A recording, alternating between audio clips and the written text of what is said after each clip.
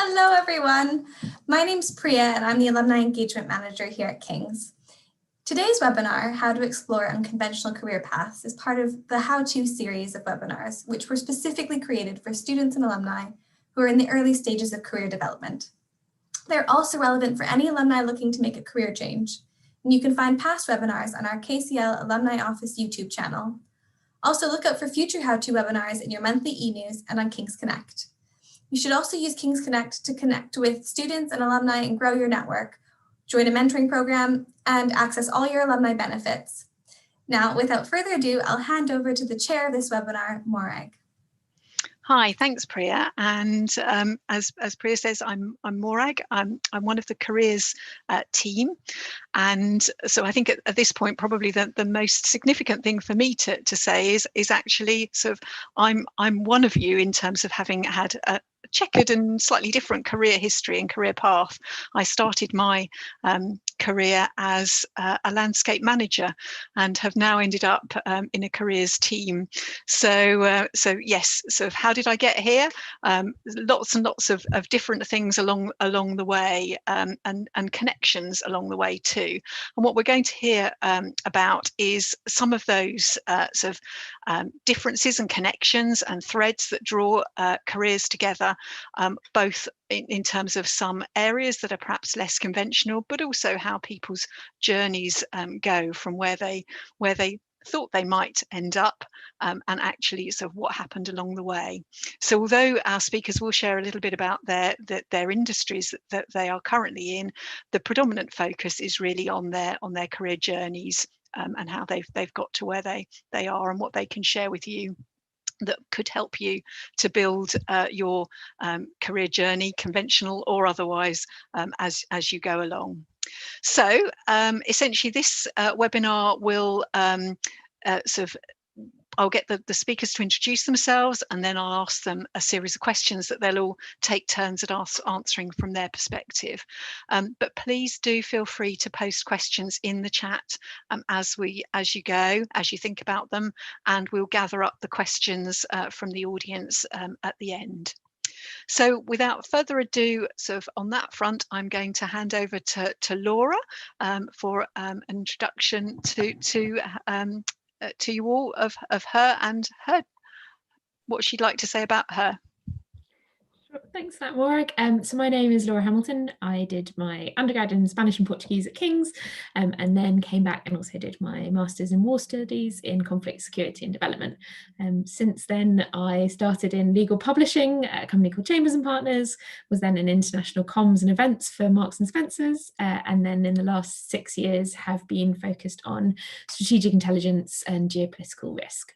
So my current company is a company called Phalanx Ascent, and I'm the head of intelligence consulting at the moment, so looking after a whole range of different consulting projects for a whole range of different clients, which I'll touch on a bit more further in the discussion. Thank you, Laura. Certainly that's sort of like a few segues sort of that might not seem obvious to people listening. So it'd be great as we get a little bit further in for you to unpack some of those. And I'm next going to hand over to Patrick, please. Thank you. Hey, Morag. Hey, everybody. Thanks for the invite today. So my name's Patrick McRae. I am a founder and CEO of Arctic. I did history at King's, graduated in 2009 into a bit of a recession, and then went up and set Arctic up the same year. Arctic exists to sit between the art and business worlds and encourage companies to spend on arts and culture while at the same time trying to make the cultural economy more economically viable. We've been going 11 years, a team of 20 working in 16 countries. So entrepreneurship and startup in the cultural sector is my experience. Fantastic, thanks, Patrick. I think that's sort of really pertinent to right now in terms of having to think outside the box. So we'll look forward to hearing a little bit more about some of your experiences and how they might relate both to the creative sector, but also potentially to other areas as well. And then finally, but sort of not last, so last but not least, that way round, over to Sam, please. Thank you very much. Hiya. First of all, can you hear me? Great, awesome. Look, I've just had issues with my laptop today, so I just want to be okay that you can at least hear me. So very quickly, similar to Patrick, I came out with my degree around 2008 into a wonderful recession. My degree was in psychology, got it from Goldsmiths, and I was pretty set that I was going to become a psychologist, basically training to be a forensic psychologist. However, during the recession, ended up working for quite a few NHS trust sites, charities as well. I did my master's at King's around 2012. Very much training and planning on training to be a forensic psychologist. But in the middle of all this work that I was trying to do to build up my career and portfolio, I ended up presenting some of my master's findings at an all-party parliamentary group. And this is when it was the Conservative Lib Dem coalition.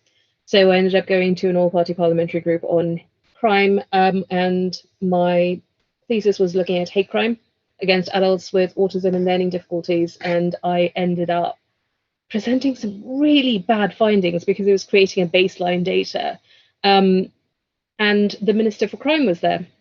And long story short, it ended up being in the autism strategy.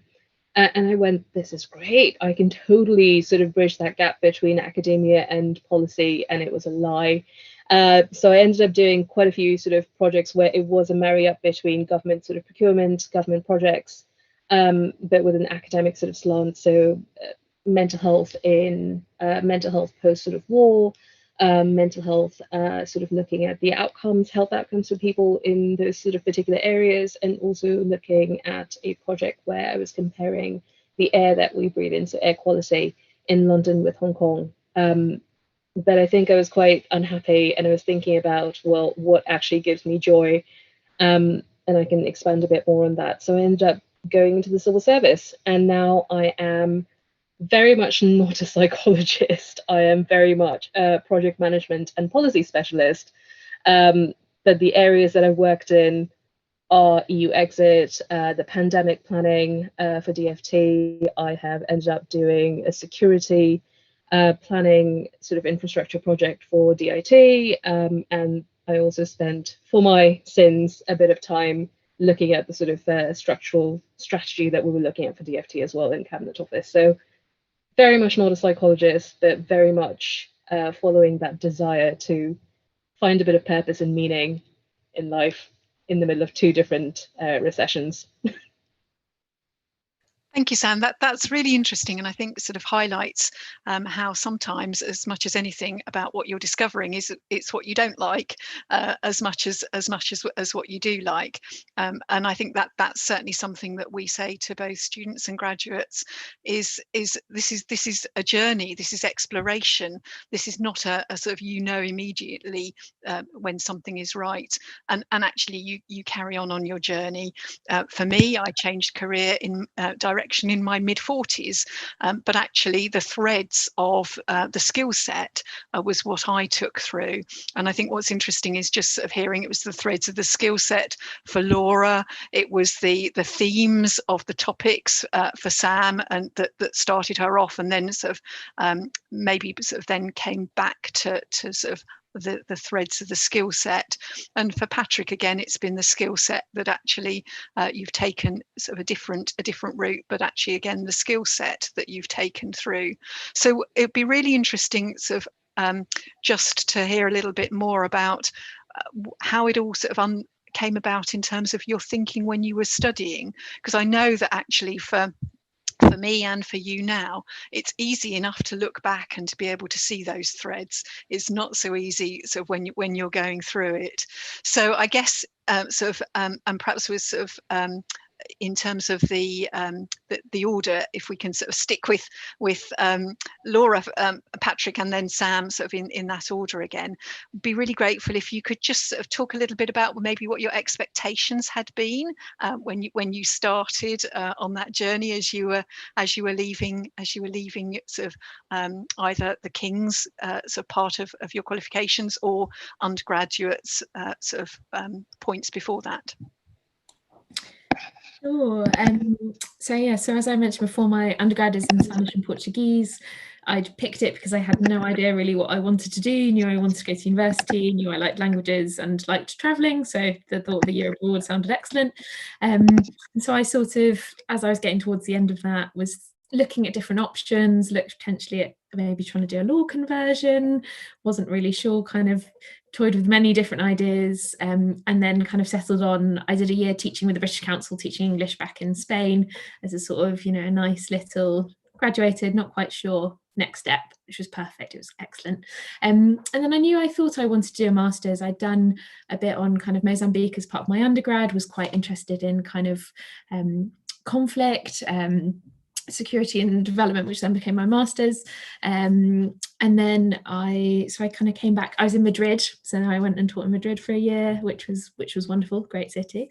And then so came back and joined the War Studies department, which was really great. It's kind of, again, I toyed whether to come back to King's or not, but I'm really glad I did, and really enjoyed that year. I really enjoyed kind of specialising a bit more and understanding a bit more.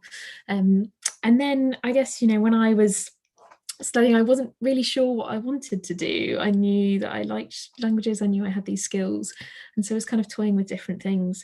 And I think, especially maybe coming from a language background, I think because languages as a degree doesn't necessarily have a one career path coming out of it. Maybe I was quite fortunate in that way because all my friends were thinking the same things and we were all doing kind of lots of different things.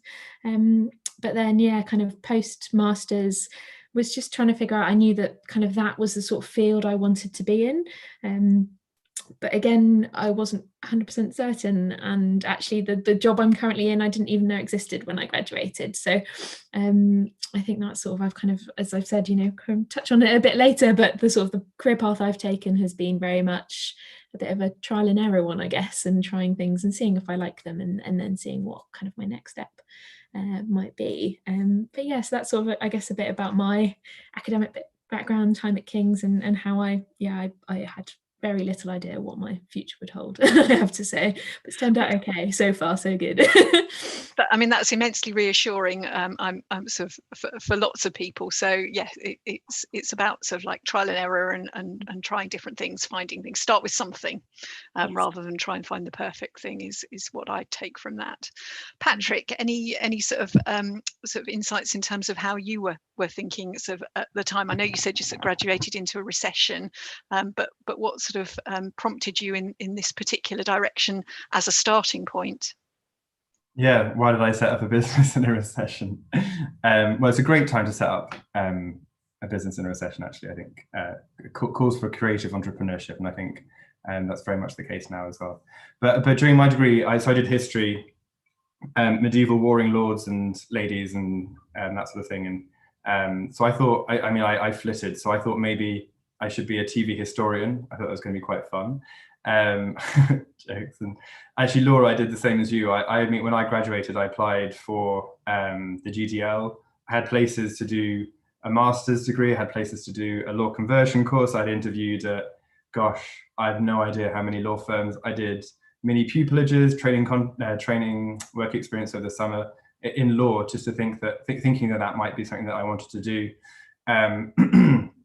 But I didn't get a training contract, so no one was going to sponsor me to do my master's, and I was already in debt from the degree, and so I just wanted to kind of get on with it and earn some money, basically. And so I'm really lucky in so much as I was able to move home after I graduated, like many people did in 2009, I imagine now as well.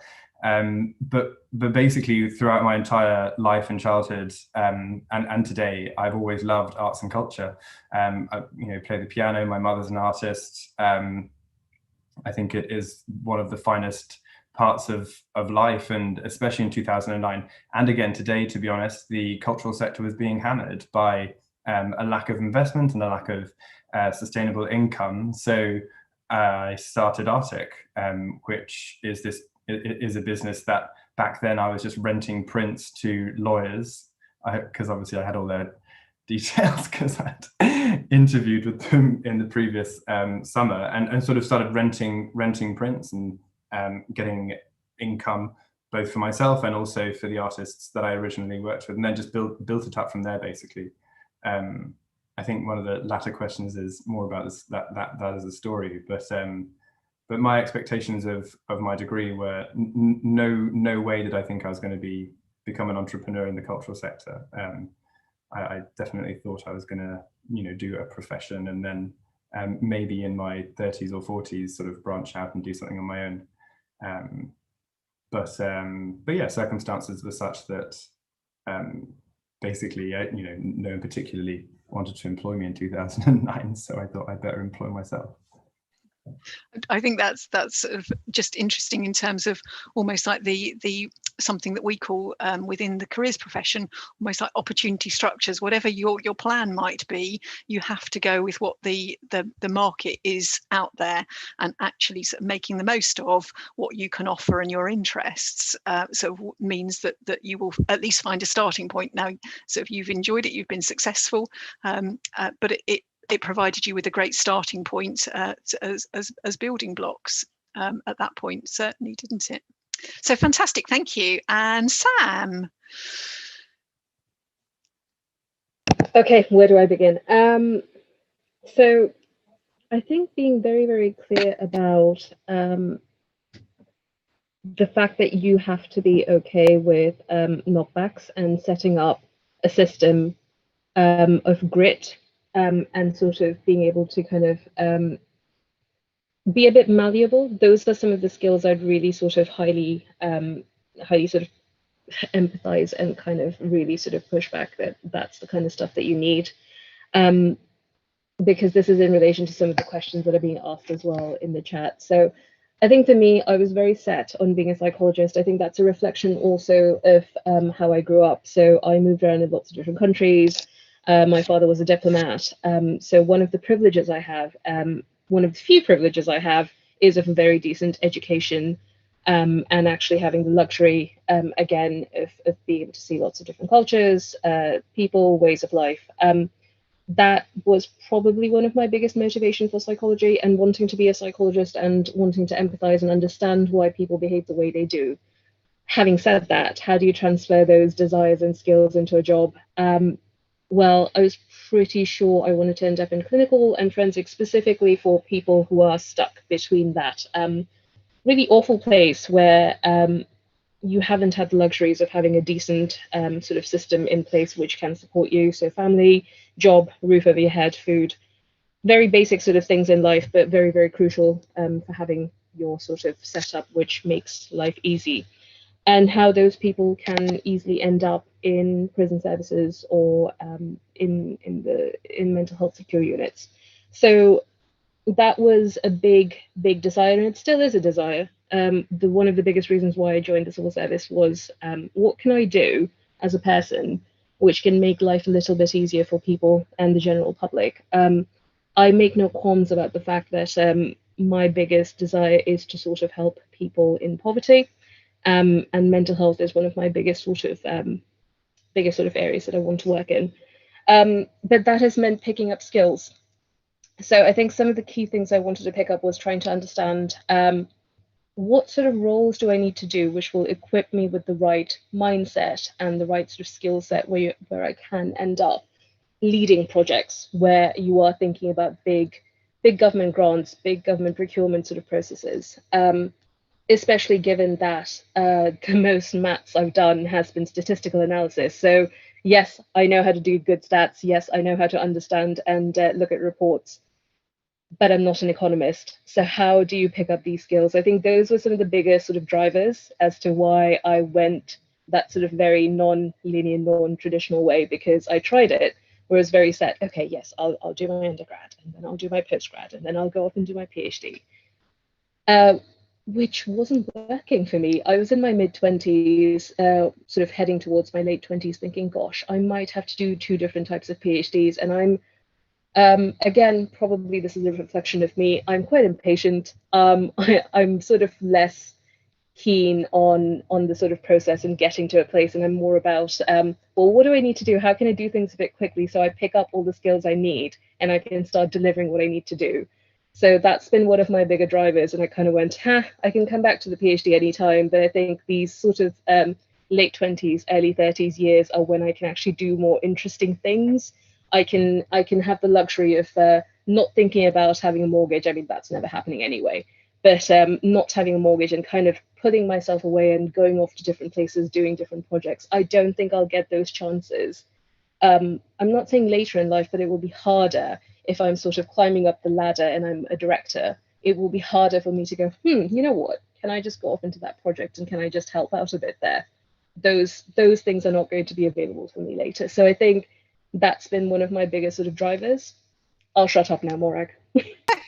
No, it's absolutely fascinating sort of hearing you all. And I think, Sam, what I'm taking from what you've just said is spotting opportunities and things like secondments or just sort of even if it's within an existing team that you're in. I know in our own team that we have sort of like a sustainability team, so just made up of our normal members of staff, and it's attracted people who are interested in that as a topic. But I know sort of that actually one member of staff has gone on and got a job sort of primarily based around sustainability, and that wouldn't have happened if she hadn't sort of picked up on that sort of like almost like voluntary opportunity within our team. And similarly, as you say, secondments or just thinking about doing a PhD because it's an ego thing. I want to be a clinician, that's it, that's why I'm doing it? Or is it because it will make me feel better, I will sleep better at night? What is motivating me to continue on a very particular career pathway? And can I get that somewhere else? So being a bit realistic and understanding, actually, I can do everything I want to do. I might have to sort of change and be a bit more fluid in my ways of thinking. And gosh, like, all the folks who are going through degrees right now, I can't salute you enough, because this is hard. I don't know how I would have coped having to go through some of the worst, most challenging times in our lives. So kudos to you, because that requires that sort of plasticity and sort of ways of thinking, which is completely different from what we had to go through. So I think being a bit realistic, why am I doing this? What do I want to do? And can I get all these things in my life somewhere else?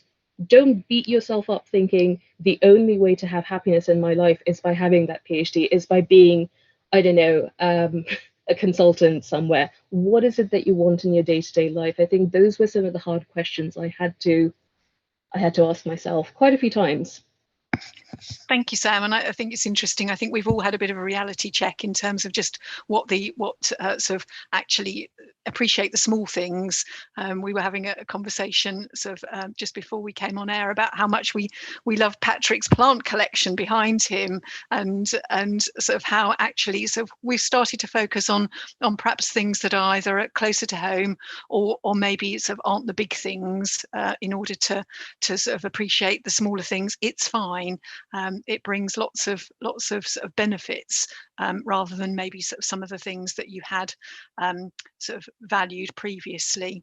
So thank you, Sam, and thank you all the speakers so far. I'm going to sort of try a sort of slightly different tack in terms of moving you from your time as graduating students and what you were thinking into your working lives. And whilst we sort of understand now that sort of some of it has been a bit more patchwork than you necessarily had imagined it would be, I wondered if I could perhaps ask you to share maybe an opportunity that you felt has made a really significant difference to you, either in terms of feeling that you found your sort of where you're happy, or found something, or a door was opened for you, or you made a connection and actually sort of it made a big difference to either your thinking or your next step. So we've heard a little bit about the path you took, but was there any moment that you would look back on and think actually that was significant? So, and I'm going to sort of change up the order a little bit and ask Patrick to go first, if that's okay. Thank you, Patrick. Cool, thanks. I really agree with what Sam said right at the end there in terms of purpose and drivers, and thinking about like why you're actually working, because you're going to have to do it for a long time. Most of us are going to have to do it for a long time. So like a big opportunity or turning point in my career. Well, I guess there's obviously a few, but what I've really tried to do with in building my own business is carve out a different way for people into the art world, into the arts and cultural sector, and also a different way for people to engage with arts and culture. There's a huge amount of inbuilt elitism in the art world, and routes and barriers to entry can seem really difficult for people from lots of different backgrounds. And so one of the things that was a huge, I guess, turning point for me, and I think kind of reflects the drum that I would consistently bang for everybody, is around work and surrounding yourself with really good mentors. It's something one of my mentors said to me about the impact that I could have on both my team and also the sector as a leader, and thinking about the way that I can build my business, essentially. So I could build it as a place that is hard-nosed, profit-focused, and maybe not a particularly wonderful place to work, or I can build it as a place where we're working with people and recruiting people, looking at the whole person from diverse and different backgrounds, using the platform that we have to tell stories of artists and introduce new voices into the corporate sector. So that was a huge turning point for me. I remember where I was on just on an office just off Trafalgar Square, and it's kind of you have a decision as somebody in a position of leadership as to how you want to run your business. I think that was a big turning point for me, and I think really highlights the two big points around asking people for help. So having mentors, and also building a network. So if there are people that you'd like to meet, then just ask them. The worst they're going to say is, well, actually, the worst they'll do is ignore you, which is just rude. But the worst they'll do is say no. Fantastic, thank you. And Sam next, if that's okay, please. I talk a lot, so you have to shut me up. So I think Patrick's sort of general point about mentors and spotting opportunities, yes. I'm trying to think what I would be doing right now, because I had to take a very sort of different tack on things. Two things, I'd say. So opportunities which I sort of started looking for were, okay, how can I speak to people in the sector that I'm interested in? Some of that very much depends on the networks you've got access to, and sort of going to events, which is very difficult to do right now, where you can make those networks and connections. So it's being a bit, so the flexibility now, I would think, if I were to do what I was doing previously, it would be to go to lectures, as many lectures as possible, as many series, webinars, places where you can sort of pick up different sort of nuggets of information, free things that you can go to, really utilizing LinkedIn as a space to sort of look up where people are working, where I'm interested in working. The civil service wasn't a fluke to me. So I had thought about the civil service after I'd done two very particular projects which were linked in with the civil service. So one was funded by DEFRA, so Department for Environment, Food and Rural and Agricultural, I was going to say studies, it's not studies, practices, and the other one was the Cabinet Office. So making connections through those sorts of projects where I was paid. So I specifically went for those roles where I could pick up something, even if it was for 6 weeks working on a project, picking up some skills, but making sure I earned a living out of it, which is really, really hard now. But sort of spotting those opportunities, talking to people, so alumni, talking to sort of friends in the wider sort of network circles, people who are doing PhDs in the areas I was interested in. Most of these conversations probably wouldn't go anywhere, but they were always giving me a bit of an idea of what was going on in the sector in general. And I think that's the kind of, it's building up your knowledge base, which really helped me. Off the back of that, I suppose I then applied for the fast stream. So that was a turning point for me, in the sense that I genuinely left one career completely, had to sort of put a sort of stop to it with regards to psychology, because I was applying for my PhD at this point. And then changed tack completely, and then went, okay, I've got a job in the civil service now. I have no idea what's going to happen. But one of the things I started doing was, again, talking to the people within the sort of framework and network and having a good comprehensive breakdown of what their jobs entailed. A lot of this is unfortunately driven by extroversion. So it's picking out what you're comfortable with and what are your sort of tolerance levels of what can I do, which I'm comfortable with, is definitely the area where I feel like I can communicate most effectively in. And also get the most out of this relationship. So you don't want everyone to be your mentor, but you want to pick people who can direct you and give you a bit of guidance of where you want to sort of go to find some answers. So that's how I got my posting in DIT. Yes, in the civil service fast stream, you can't really sort of figure out which area you want to end up in. They give you your placements and it's a bit of a potluck. But you can almost sort of frame it by saying, these are my needs. So my needs were, I speak languages, I haven't done security work, I have never done an infrastructure project. What have you got? The international wasn't high up on my agenda. I was like, look, I want to do something which is completely different from what I've done previously. And they went, okay, this is what we've got in DIT. Are you interested? And I went, yeah, hell yeah. And I took it, ran with it. And it was still probably one of the most enjoyable projects I've done, just because it was a very speedy project. And it was still, in the last 3 years, one of the few projects where I had an end outcome really, really quickly whilst I was in my placement, which is very different and very difficult when you're doing sort of different placements and moving around literally between 6 months to a year. So I think that was my turning point, where I felt confident, where I did something completely different, where I delivered through about, gosh, the FCDO. So I had about 50 partners there, and I delivered in 15 countries through about 100 different people. Hadn't done that before. Yes, very much a young woman of color, sort of towing the line, but also pushing back against engineers, directors, and director generals, which was really, really helpful for not just my understanding and thinking, am I good enough? Because that's something that always is in the back of your head, am I good enough?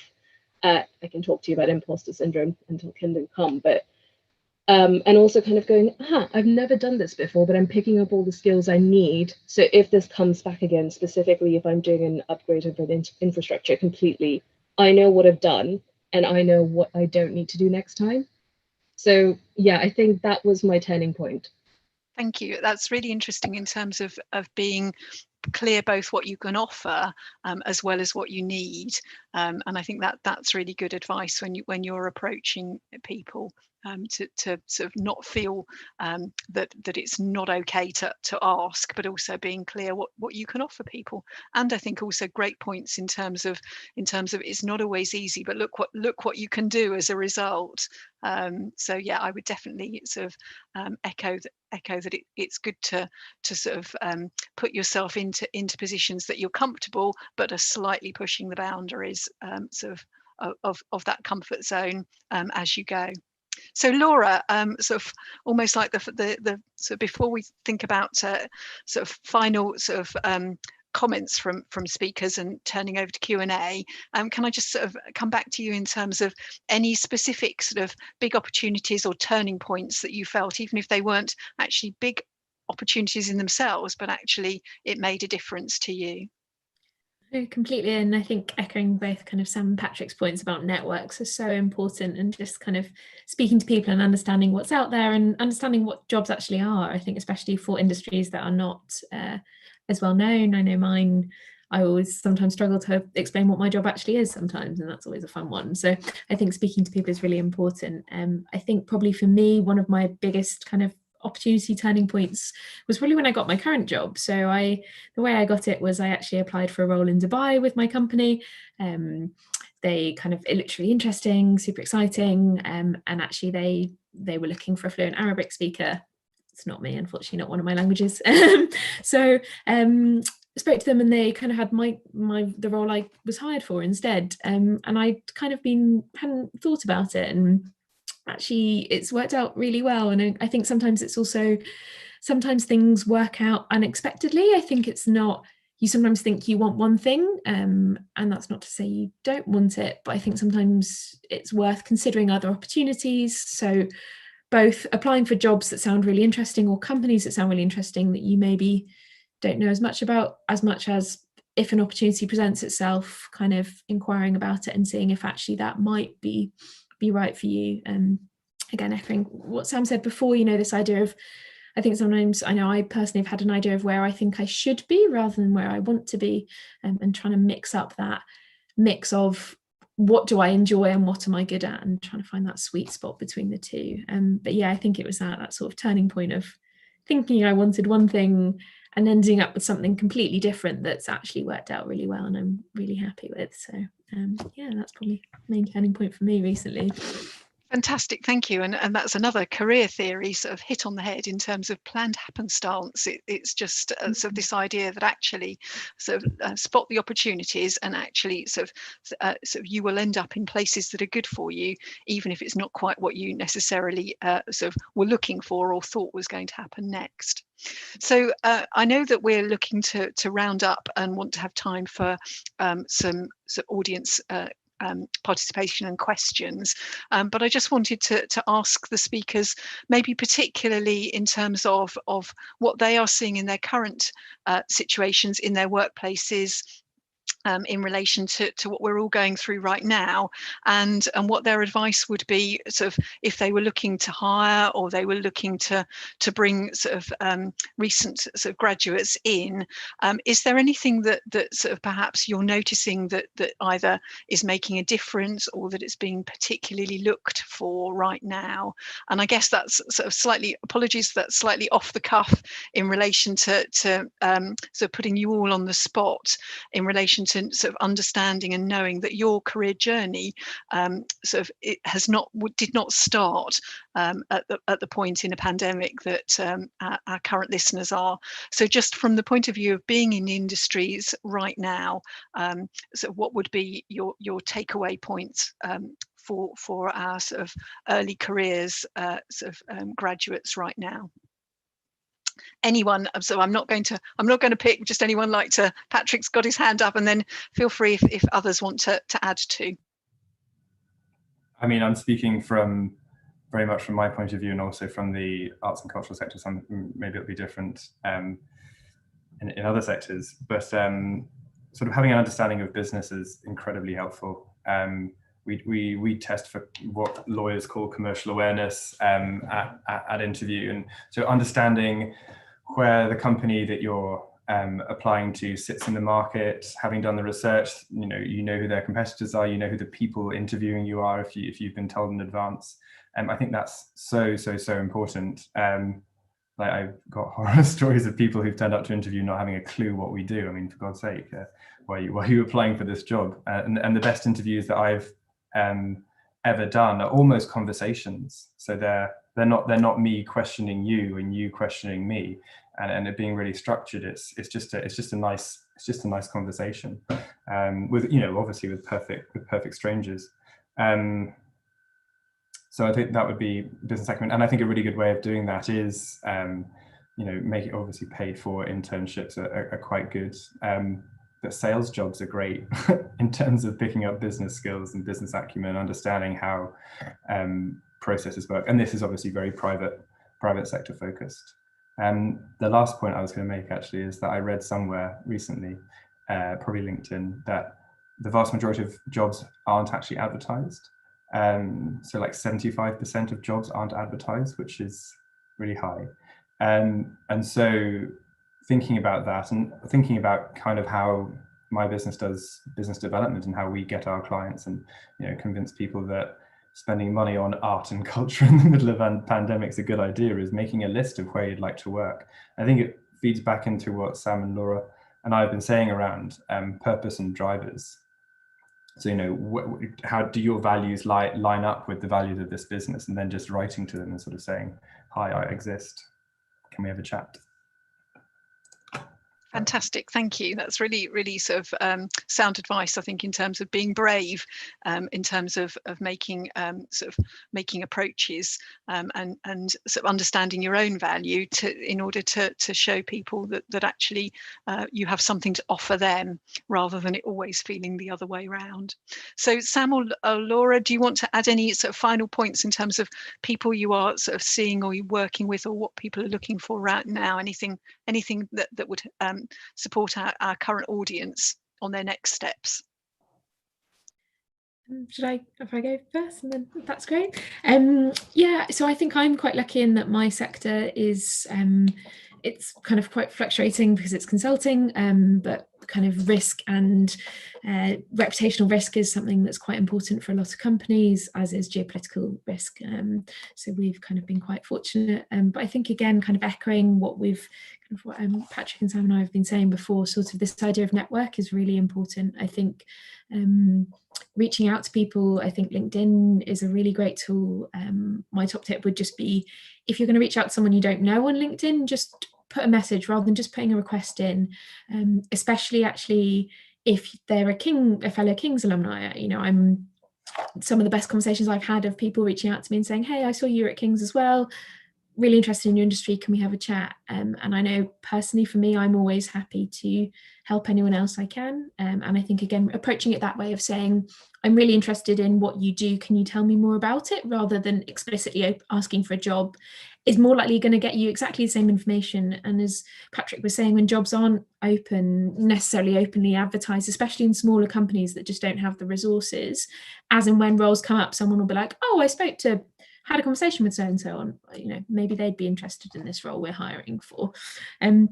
The other thing I think is also just seeing every role as a building block is one of the best tools tips I've been given, is rather than necessarily trying to find a role that's your forever role, thinking of what the next step might be, and again, what your priorities are. Coming back to what Sam was saying, is it the company? Is it the role itself? Is it the sector? Is it the location of the company? Figuring out what's most important for you, which is completely personal, and prioritizing that.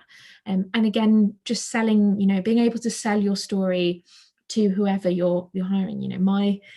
My career is very unlinear. It's taken a few different sectors, and the way I sell it as the analysis skills, the writing skills, the international experience, the confidential materials, which all my roles have, but if you look at them separately, they're very different. And I think that's the key, is what can you take from each experience and how can you sell it to the job that you're looking for as why you'd be excellent to join that company. And I think there, and I guess kind of finally just figuring out, as we've touched on before, figuring out what you don't want is probably sometimes easier and just as important as figuring out what you do want. And that's, I think that's it. I think that's fantastic, Laura. Thank you. I think the idea of sort of almost like telling the story, whatever stage you're at, I think is a really, really important one, definitely. Sam, sort of over to you. I'm going to ask you to keep it short though, because I know that Priya will want us to have time for some questions too. I will. 3 things. So I'd left it in one of the chats or answers. Start. So if you're thinking about applying for a job, whether it's a sort of written application or a verbal sort of interview, set it up as this was the situation, these were the tasks I was looking at, what actions you took and what results you drove. Usually being able to articulate really, really well and really succinctly what you drove gives us a bit of a snapshot of where you were and what you're planning on doing, and also gives me, when I'm doing recruitment, a bit of an idea of whether the person is driven, what their key strengths are. So that's always really, really helpful. Very much echo what Laura and Patrick said. Reach out to people who you think have similar sort of backgrounds to you, or backgrounds that you'd want to be sort of interested in pursuing. Again, very much open to King's alumni getting in touch with me. Just be very clear what it is that you're looking for, what sort of questions you want to ask, articulate your point. Much better to sort of come in with I'm quite keen and I would like to understand this, this and this, versus just sending out a sort of request and not really following up with any questions. And the last thing I'd say is very much being quite open to thinking about what is going on in your sector. So again, attending lectures, seminars, series, anything being put up by think tanks. So I'm thinking about the public sector here, right? So what's actually happening? What are the key sort of drivers for the department that you want to work for or company you want to work for? Thank you so much. Now, I've been also sort of seeing some of the things that have come in on the chat and questions. Priya, I know you've been keeping an eye on them. I confess I'm not quite sure how I just need to get access to my direct messages to find out which ones she'd like us to answer. So we've got one here. Any advice on how to effectively reflect on one's skill sets and career plan? Also, how did you keep motivated, especially as fellow grads progress along linear career paths? Have I got that right, Priya? That was the one I was supposed to be asking. Fantastic. Okay, so we've probably, I don't know whether we've probably not got time for everyone to give an answer to each of these questions to get through as many. So I don't know whether sort of one of the speakers might like to sort of just pop a hand up and take it, and we'll try and sort of share around that everybody at least gives an answer to something, if that's okay. So reflecting on skill sets and sort of keeping motivated as your fellow peers were going along more linear career paths. Anyone? Laura's popping her hand up.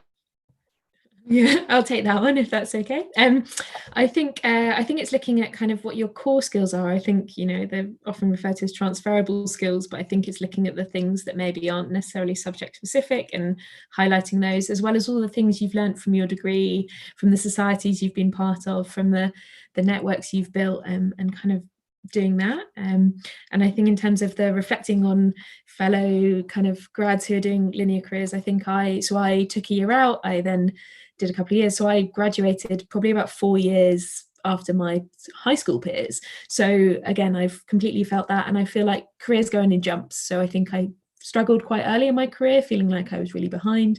And then I feel in the last couple of years, I've sort of jumped quite a lot quite quickly. So I think it's also it's really tricky, but trying not to compare yourself with anyone else.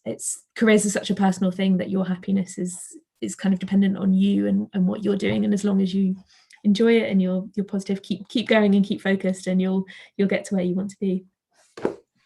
Fantastic. I mean, I would agree entirely in terms of actually this is sort of your next sort of life journey, really, rather than necessarily in an educational sense where you tend to keep up with your peers all the time.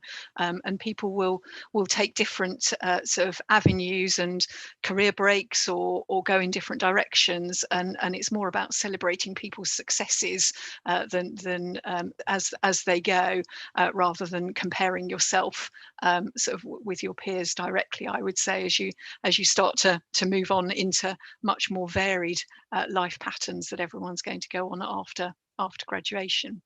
Okay, next question that sort of I'd like to pose. So in terms of acquiring the necessary skills that you don't get from your education. So for example, there was Laura highlighted that she'd got technical skills in terms of performing sort of the analytics side of things. So just sort of maybe a sense from one of the other speakers in terms of skills that you that you need to use, but you didn't acquire as part of your education directly. Sort of how did you go about acquiring them? Did you use sort of extra top-up courses to top up on things that you sort of didn't have the knowledge of? I'm getting shakes of heads from both Sam and Patrick. So I guess sort of particularly, for example, coding, maths, statistics, sort of and again, sort of whether that's sort of, I don't want to cut Laura out if it's more directly sort of in her field, but just any thoughts from the other two speakers first in terms of very specific skills that actually a job might have needed that you didn't have and how you went about acquiring them.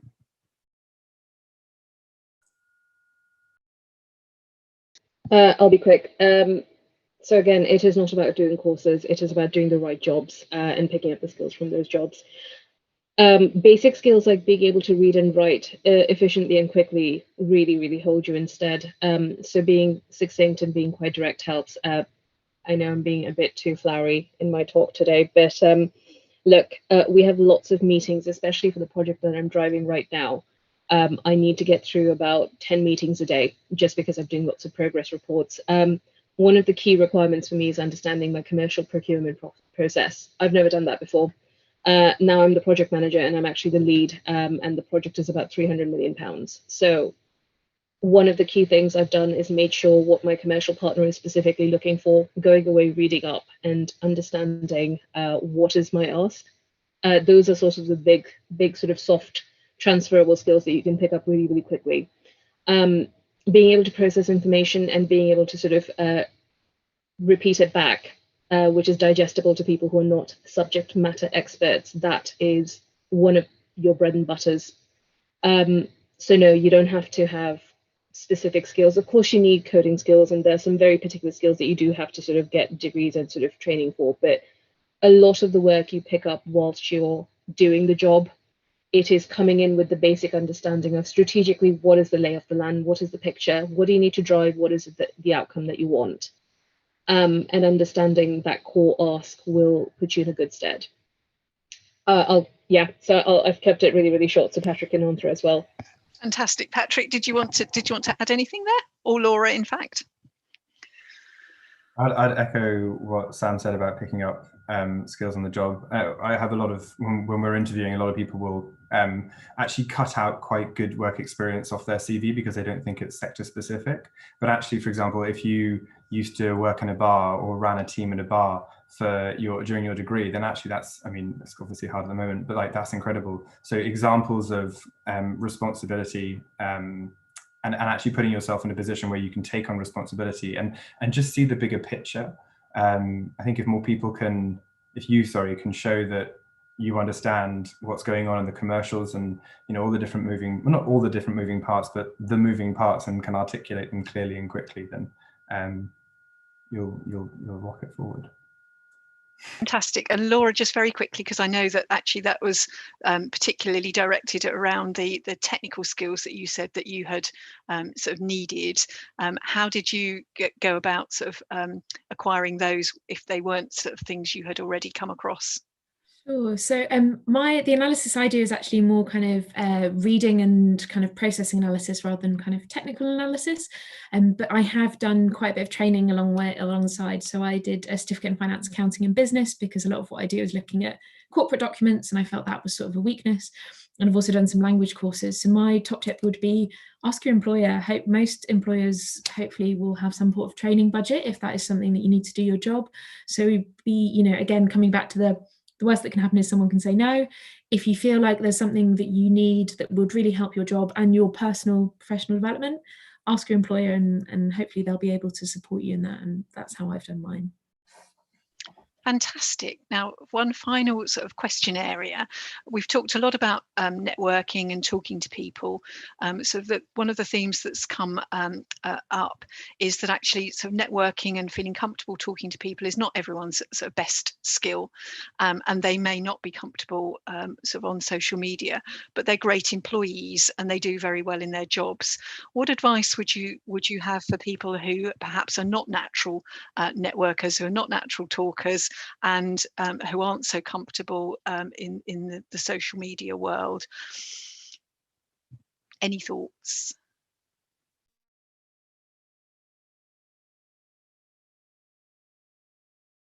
I mean, I would say, just while I'm giving everybody time to do a little bit of thinking, and this is sort of a slight plug for the King's Careers and Employability resources and access that you will all have for 2 years after your graduation.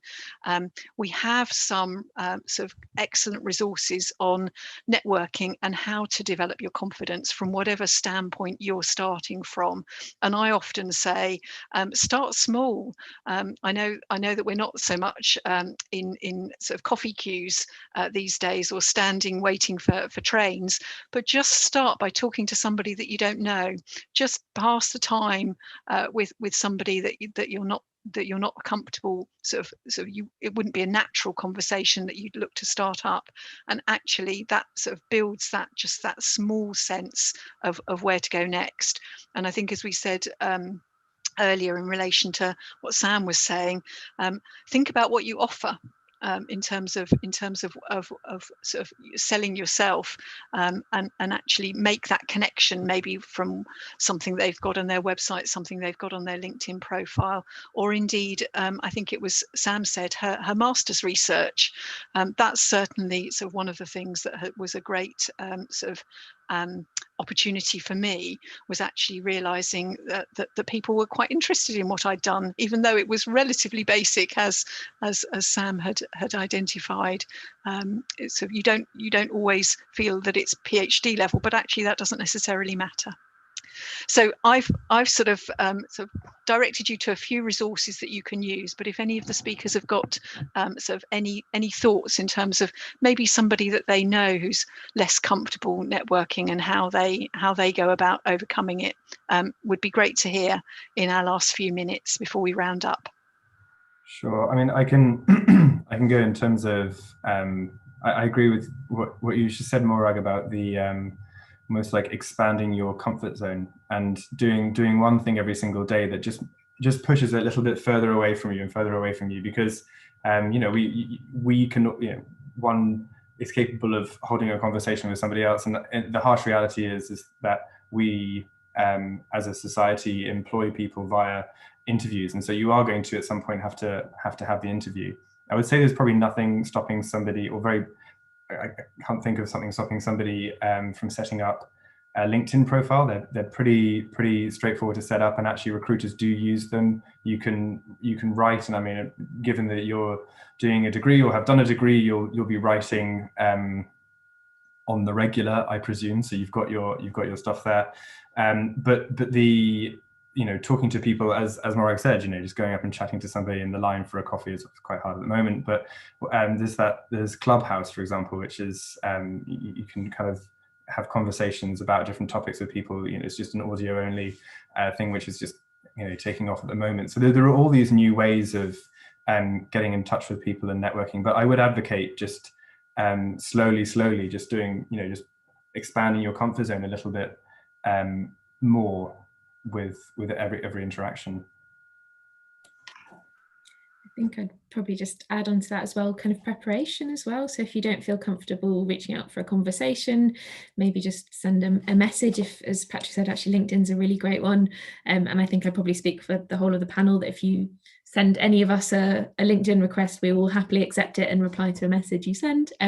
So again, that might be quite an easy kind of first step, is sending it to someone you know is going to accept your networking request, someone you know, and then you can kind of build up from there as and when you get more confident. But yeah, I think kind of preparation and starting with where your comfort zone is and just doing little steps, as both Morag and Patrick have said, I think is the best approach. I was just going to say, I've been thinking about people who are neurodiverse and who are maybe English is not your first language, and it's difficult if you're an international student. So being a bit measured about what it is that you want to get out of it. So I'm not plugging career services just for the sake of it, but actually having a conversation with someone from career services who can articulate what sort of opportunities are available to you, because there's also a bit about being realistic about what sort of things you should be expending your energy on.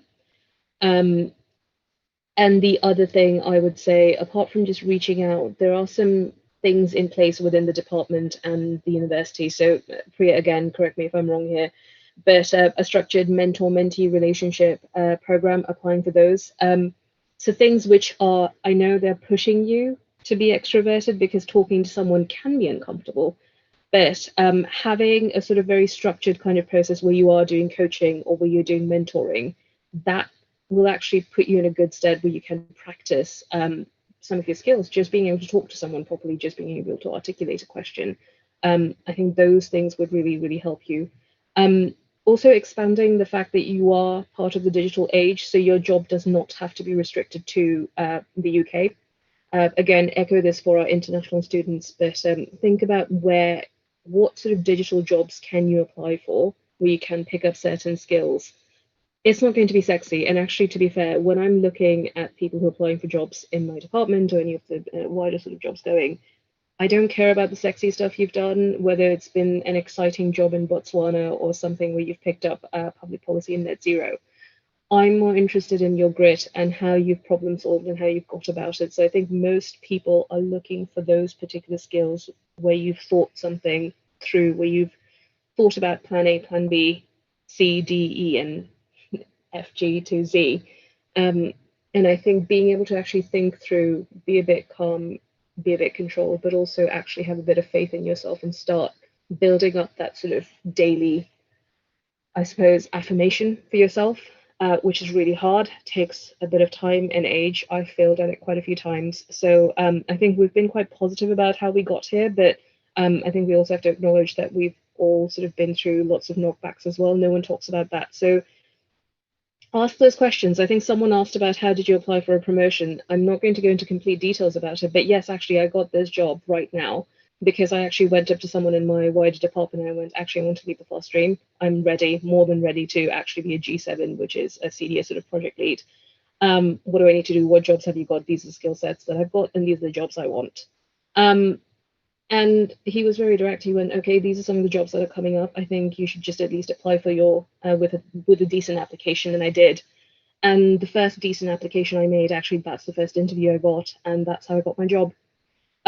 So being a bit quite sort of having a bit of faith in yourself really does you justice, because you are the best person who knows what you're capable of.